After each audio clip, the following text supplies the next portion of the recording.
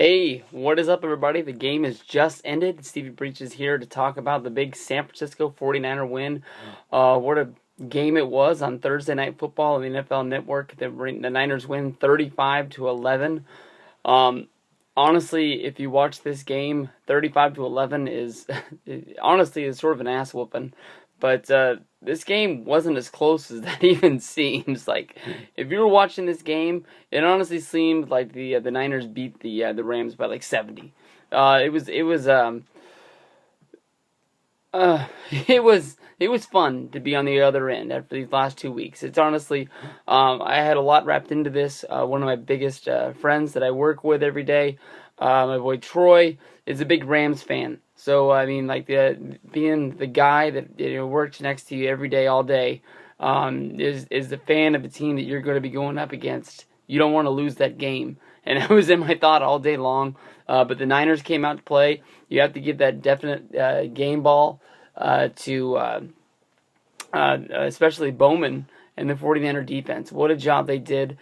Basically just stalling anything that the Rams were able to put up on the field. One of the biggest stats that I believe was just hard for me to believe was just rushing yards for the freaking St. Louis Rams. It was 18 yards. 18 yards. I can't believe it. Their starter, their number one guy. I know he's not, he's not the man yet there, but I mean he's taking over the job that was vacated by the running back leaving and heading out to the Atlanta Falcons. Even though he's hurt right now, but I mean to get only 16 yards rushing from your number one rusher, that is weak. I mean, and Sam Bradford, he did throw for 200 yards, but there was no point in this game that honestly he looked like he was spectacular. The only touchdown that the Rams scored was in quote-unquote charity time late upon this game. I said it in my video. I said last week the Rams gave up a whole bunch of rushing yards to the Dallas Cowboys. And this is going to be the game that Frank Gore needed to get that ball and back up what he did last week. Last week, he wanted to run his mouth to the coach Harbaugh for not giving him the ball in the second half, even though they were down. Gore felt like he was the guy that could have got him back into him. This is the first time in a long time the Niners have had a losing record with a record of 1-2. And when you're like that, even if you're on a good team full of stars, there's a lot of Pro Bowlers on this Niner team. You need to pull together, and you need to find the one guy on your team that is basically going to say, we're better than this, I'm better than this, I'm going to put this team on my back, and I'm going to make sure we win this game. And Frank Gore, 20 rushes, 150 plus yards. He did drop the ball one time, but he did have one touchdown in there.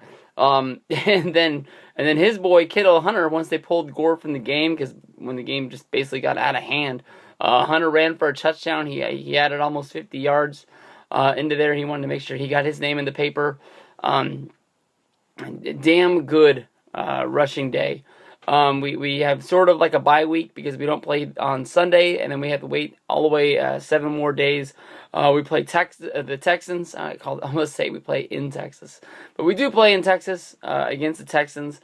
They're gonna be a damn good team. Hopefully, them and Seattle beat the shit out of each other. Hopefully, Houston can sneak one out on them, give us a little help, and then we can go down there and beat these guys up. Colin Kaepernick, his game today, honestly, just over 150 yards. He did throw for 2 touchdowns. One of them was to Antoine Bolden, who almost broke 100 yards himself. Basically, the game that Kaepernick threw today, watching him, reminded me a lot of when Alex Smith was our quarterback. He wasn't out there really slinging it out there. I did see an improvement over last week. Last week I was really picking him apart, thinking that he basically came out of the huddle. He had one receiver in mind, and when that guy wasn't open, he was open to scramble. You can see that the Niners need some help in the receiving corps. The one guy that I thought was going to be able to have a good year and pick it up, I don't know what happened to him. But Quentin Patton went back into the training room back in the second quarter, never was able to come back, never was able to return. If they did give us an update on his injury, I did not hear what it was. Vernon Davis, who I think was the guy that I didn't even think was going to play, suited up. What a man that guy is. was able to get himself out there on the field. He got a touchdown for his effort. But Anquan Boldin was able to spring loose. Like I said, he had 90 yards receiving. With the receiving corps we have out there right now, I mean, like, you could cover Boldin 3-on-1. I mean, like, he's our number one guy. There's a whole lot of talk about when we can get Crabtree, when we can get Manningham back there on the field. There's some pressure for some fans out there trying to see. I know there's a receiver that Cleveland is looking to dump. I think there's another one that Indy's looking to dump. There's guys out there on the market. It just matters what the 49ers want to give up. Do they want to part with draft picks? Honestly, in my mind, I don't want to screw the draft for the next year, but I think that to give something up in order to get a wide receiver, even if he's not a wide receiver that's all Pro Bowl guy, we just need a guy that's going to be out there, that's going to be able to be open and catch the ball, who just Crabtree can form a rapport with. We have two awesome, real good wide receivers coming off of injury. Sooner than later, we just need to fill the gap for right now. We don't need to we don't need to trade for some all-pro. We're going to have to give up our first round for the next 2 years or something like that. We're not looking for anything huge, but those Rams, I've been hyping them up for the last few years. I guess they're my new Tampa Bay Bucks, the team that I kept on saying, like, keep your eye on these guys. They might not do it this year, but they're going to do it soon. It was great to get a win over these guys. Oh, man, I was driving home, listening to the game, and the guy came out to punt. I can't remember who the punter is for the St. Louis Rams. I guess I can flip down while I'm talking. His name's Hecker, whatever the fuck his name is. He was a quarterback at Oregon. He's the guy who threw the 2 fake punts in the Niners home game against the Rams last year. He wasn't throwing the ball at all, it was just, I can't believe that's how we lost that game last year, because I believe the game at home is the one we lost, and the one on the road is the one that we had to tie in. But we didn't get hit with the fake punt. We were able to get a win over this team. We didn't have to take a tie or a loss. Maybe we've been able to get over that hump. But basically, the next time we play this Rams team is going to be a different thing. Yes, we'll be playing at home, but they're going to play us tough every time. Everybody in this division, the Cardinals, the Rams, definitely those Seahawks. A division game is a division game, and everyone is important. And this team's gonna win some football games. I'm sure if you're a Rams fan and you're panicking, my boy Troy was texting me during the game. He wanted to trade Sam Bradford to the Tampa Bay Bucks, and bring Freeman in. He's hitting the panic button. But basically, the defense that they're building, they need to work, I think, is on that defensive line so they can get some rushing down. And that was the basis of the Rams football for the last few years.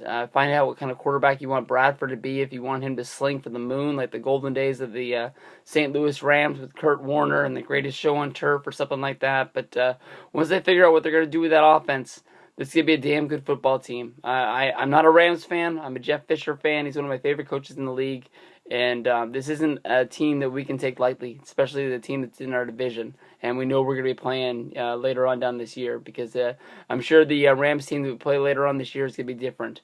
And they're going to be out for blood, especially any division team that you beat is going to want to make sure they beat you and tie up the season, so you don't have any streaks or sweeps to waving their face until next year. But it's good to get the Niners rolling. We're 2-2. We're 500. I need another win so I can get out of the hole.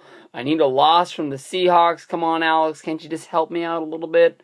But until Sunday, we'll talk some football Sunday. We'll probably just talk about all the other random games, just like we did last year with the bye week for the 49ers. So peace out. Big win for the Niners, 35-11. Have fun, everybody. Peace out.